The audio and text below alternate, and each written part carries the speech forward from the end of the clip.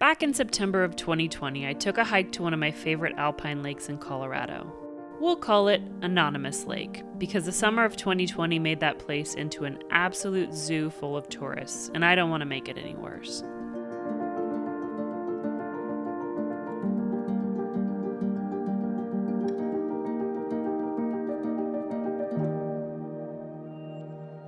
I filmed the whole way up to Anonymous Lake because deep inside I had a desire to make beautiful videos and put them on the internet. I never let myself put all that footage together though because I didn't see any purpose behind it.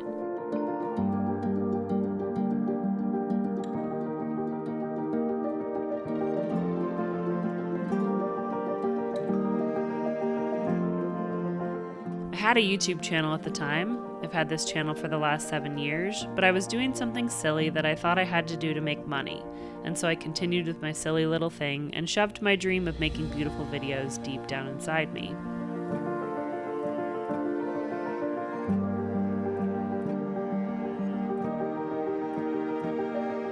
I never made any money with that silly channel idea. In fact, I've had 4 different versions of this YouTube channel over the last 7 years, and I've made not a single penny from any of them.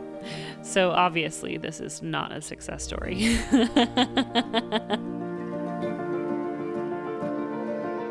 This story is more of a "f it, if it's not working anyway, I'm just gonna do what I want" story. So that's what I started doing in January of 2021, just a few short months after collecting all of this footage, but this beautiful day was never fully shared, so I'm doing that today.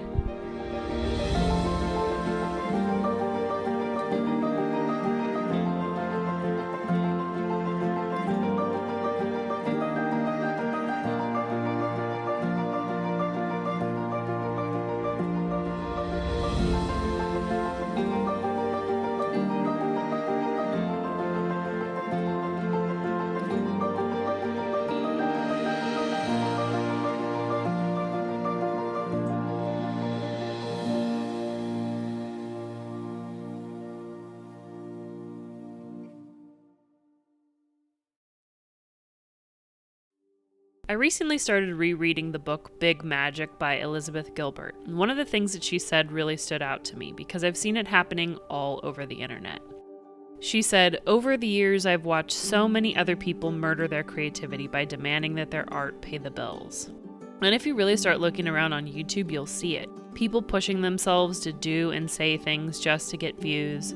Artists who are obviously beyond the burnout stage who just keep reproducing the same exact videos over and over again because although they're bored to death, that's what the audience wants to see, and that's what will continue to bring more money their way.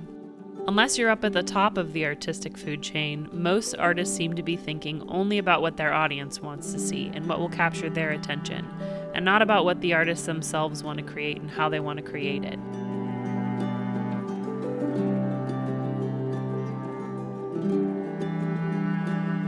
I mean, I've got to admit that even just making beautiful nature videos all the time can get pretty boring unless there's a specific story to tell underneath all the footage. Several months ago, I completely dropped my goal of ever monetizing my YouTube channel, and that right there gave me a feeling of relief. I now feel free to create whatever types of videos I want, whenever I want, based solely on what I feel like making and putting out into the world.